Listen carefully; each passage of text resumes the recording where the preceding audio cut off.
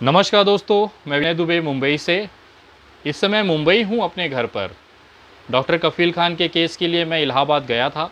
5 अगस्त को वहाँ पे सुनवाई हुई। जस्टिस मिश्रा और जस्टिस वर्मा की बेंच ने कोर्ट नंबर 48 में 5 अगस्त को जब ये सुनवाई सुनी, उस समय उन्होंने सरकार को डांट लगाई कि आप ये जो बार बार दस्तावेज़ों की रिप्लाई करने के लिए जो आप मोहलत लेके ये केस को आगे बढ़ा रहे हैं, अब वो चीज़ इस कोर्ट में नहीं होगी। उसके बाद उन्होंने जस्टिस मिश्रा ने एक कड़ाई पूर्वक, एक गंभीरता पूर्वक सरकार को 19 अगस्त तक का समय दिया है। 19 अगस्त को इलाहाबाद हाई कोर्ट में सुनवाई होनी है।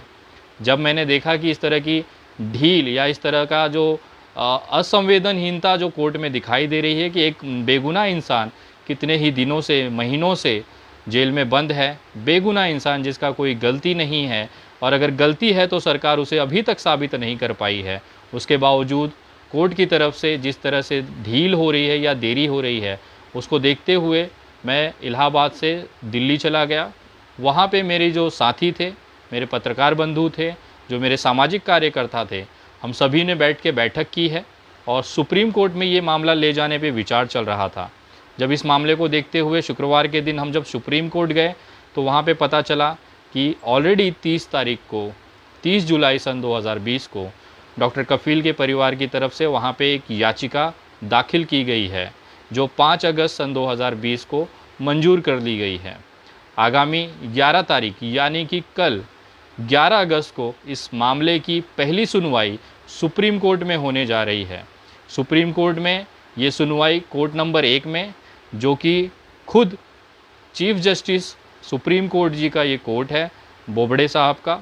उसके साथ में 2 और जस्टिस न्यायमूर्ति जी हैं जो इस मामले की सुनवाई करेंगे।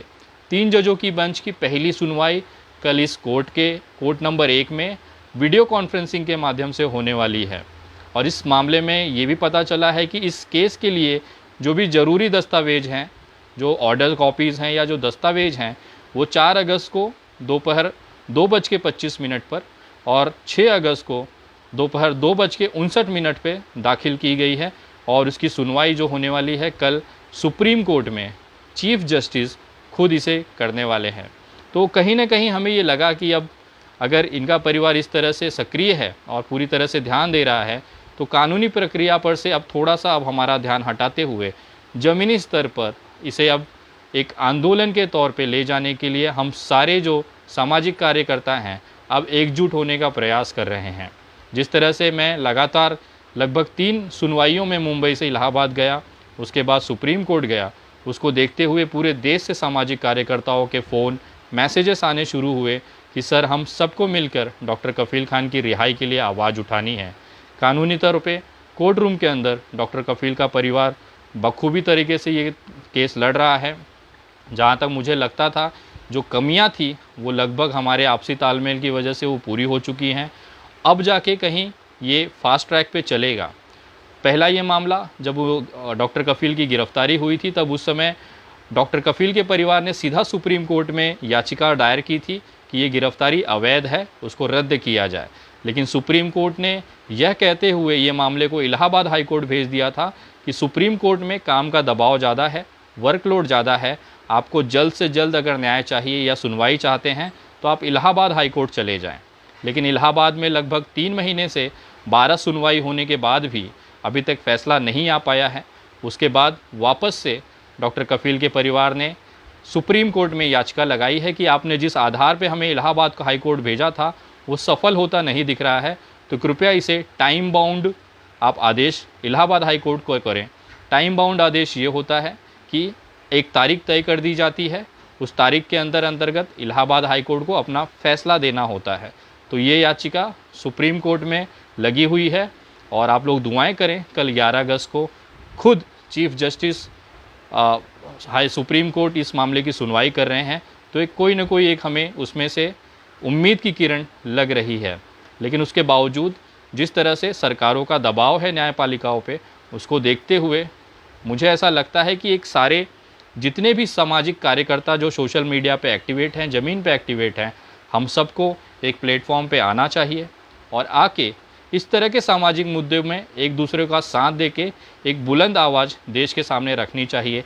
और तमाम लोगों को इसमें जोड़ना चाहिए।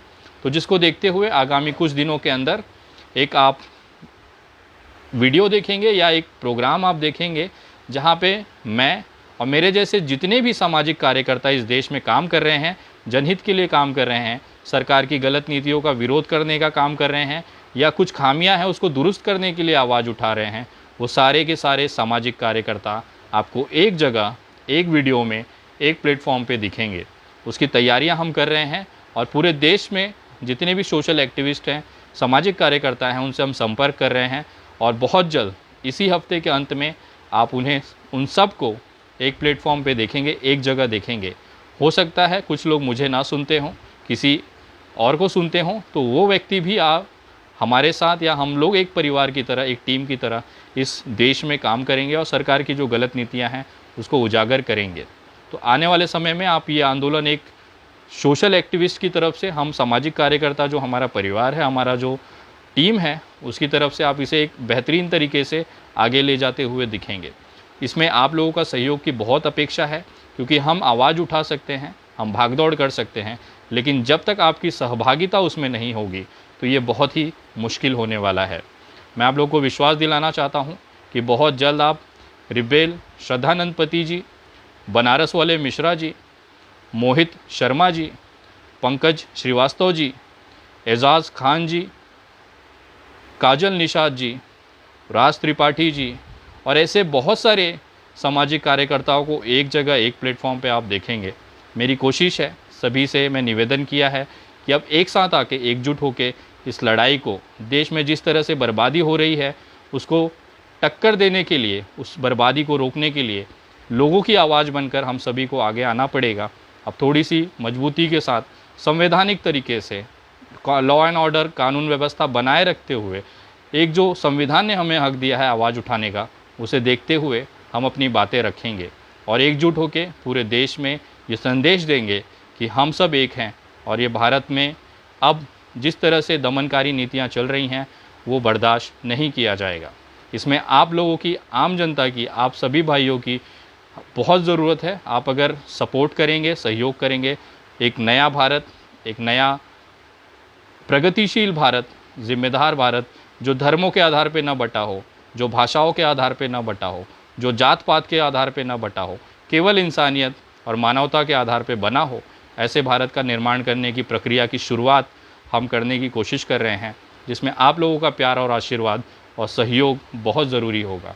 तो आगामी कुछ दिनों के अंदर आप इसकी घोषणा देखेंगे और हो सकता है हम सभी आपको एक जगह दिखें और ये बहुत ही सुखद होगा इस देश के लिए कि हम सब जो अलग अलग आवाज़ उठाते हैं वो आवाज़ बट जाती है, लेकिन जब हम सब एक साथ आवाज़ उठाएंगे, एक जगह आवाज़ उठाएंगे, तो शायद उस आवाज़ की गूंज राजनीतिक हलकों तक, उनके कानों तक पहुंचेगी और उनको हमारी बातों को समझना पड़ेगा, क्योंकि ये हमारी जो आवाज़ है वो जनता की आवाज़ है और ये पहुंचाना सरकार के कानों तक बहुत ज़रूरी होता है।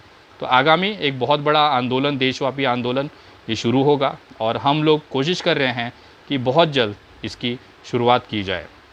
आप लोग इसी तरह से शांत बनाए रखें। कल 11 अगस्त है, सुप्रीम कोर्ट में डॉक्टर कफ़ील खान की सुनवाई है। मैं खुद उस समय सुप्रीम कोर्ट रहूँगा और आप लोगों को जो भी अपडेट है वापस मैं आपको दूंगा। आज मैं मुंबई हूँ, कल सवेरे वापस मैं दिल्ली जाऊँगा और कल शाम तक आप लोगों को इस केस की स्थिति की जानकारी दूंगा। आप लोगों का प्यार और स्नेह इसी तरह बना रहे। विनय दुबे और पूरी टीम, पूरे देश के सामाजिक कार्यकर्ता तब तक इस लड़ाई में रहेंगे, लड़ते रहेंगे जब तक डॉक्टर कफ़ील खान और इन जैसे बाकी जो बेगुनाह हैं वो जेलों से बाहर नहीं आ जाते हैं। अभी देश में अन्याय, दमनकारी नीतियाँ नहीं सही जाएगी। अब जब भी गलत होगा हमारी लात चलेगी। जय हिंद, जय महाराष्ट्र।